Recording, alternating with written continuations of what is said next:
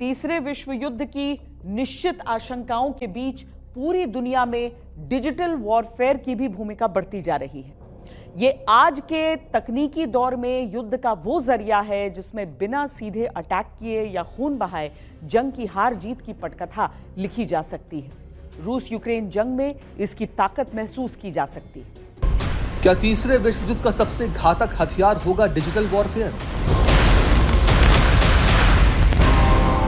क्यों बढ़ रहा है दुनिया में डिजिटल वॉरफेयर का खतरा?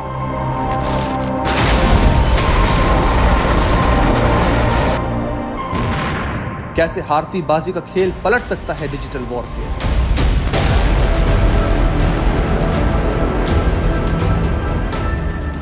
टेक्नोलॉजी के दौर में डिजिटल वॉरफेयर या साइबर अटैक युद्ध रणनीति का एक अहम पहलू है, जिसका सबसे बड़ा उदाहरण है भारत में हुआ पहलगाम हमला। पहलगाम आतंकी हमले के बाद भारत पर 10 लाख से ज्यादा साइबर हमले हुए। इनमें से कई हमले रक्षा, संचार, शिक्षा और टेलीकॉम सेक्टर को निशाना बनाकर किए गए। पाकिस्तान, बांग्लादेश, मोरक्को और मिडिल ईस्ट के एपीटी ग्रुप्स इन हमलों के पीछे बताए गए। 22 अप्रैल के हमले के बाद से साइबर हमलों में जबरदस्त बढ़ोतरी हुई।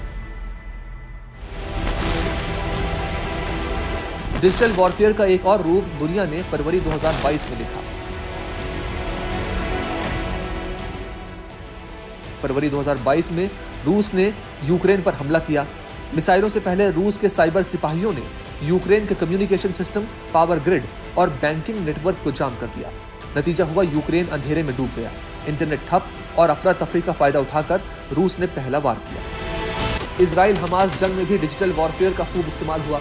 सिर्फ रॉकेट और मिसाइलें ही नहीं, दोनों पक्षों ने एक दूसरे के डिफेंस सिस्टम हैक करने की कोशिश की।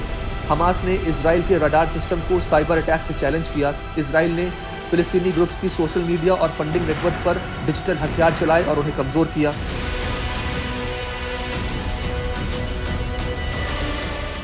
साल 2021 में इजराइल ने हमास के रॉकेट ठिकानों और संचार नेटवर्क पर साइबर हमला किया। इसमें एआई और सिग्नल इंटेलिजेंस का इस्तेमाल हुआ। साल 2024 में इजराइल ने हिजबुल्लाह पर ऑपरेशन पेजर चलाया। पेजर जैसे उपकरणों में बम लगाकर हिजबुल्लाह के नेटवर्क में सेंध लगाई गई। ये डिवाइस लेबनान में उनके लोगों को दिए गए और रिमोट से उड़ाए गए। हिजबुल्लाह को बड़ा नुकसान हुआ। डिजिटल वॉरफेयर हर जंग का जरूरी हिस्सा बन चुका है, लेकिन कोई ये नया चलन नहीं है। दूसरे विश्व युद्ध में ही इसकी झलक दिख चुकी थी, जब एलन ट्यूरिंग ने नाजी जर्मनी की एन्क्रिप्शन मशीन एनिग्मा को तोड़ा। उन्होंने एक ऐसी मशीन बनाई जो गुप्त संदेशों को डिकोड कर सकती थी। इससे लाखों जानें बची और जंग की दिशा बदल गई। यह डिजिटल वॉरफेयर का शुरुआती रूप था। इसी तरह पहले विश्व युद्ध के दौरान रेडियो कम्युनिकेशन इंटरसेप्ट करना दुश्मन की रीढ़ तोड़ने जैसा काम था। आज डिजिटल वॉरफेयर सिर्फ हैकिंग तक सीमित नहीं, यह युद्ध की दिशा बदल सकता है।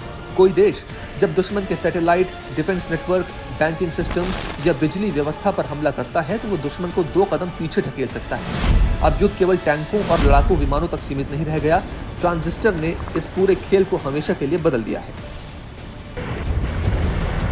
सिर्फ इंफ्रास्ट्रक्चर ही नहीं, डिजिटल वॉरफेयर आज लोगों के दिमाग पर भी हमला करने के लिए उपयोग में लाया जा रहा है। फेक न्यूज, सोशल मीडिया के जरिए अफवाहें, भ्रम और मनोवैज्ञानिक दबाव बनाकर युद्ध का नैरेटिव तक पलट दिया जाता है, जैसे कि चीन और तुर्की ने भारत पाकिस्तान संघर्ष के दौरान किया। भारत पर हमलों और नुकसानों की झूठी तस्वीरें और खबरें प्रसारित की, जिससे देश में भ्रम की स्थिति बनी।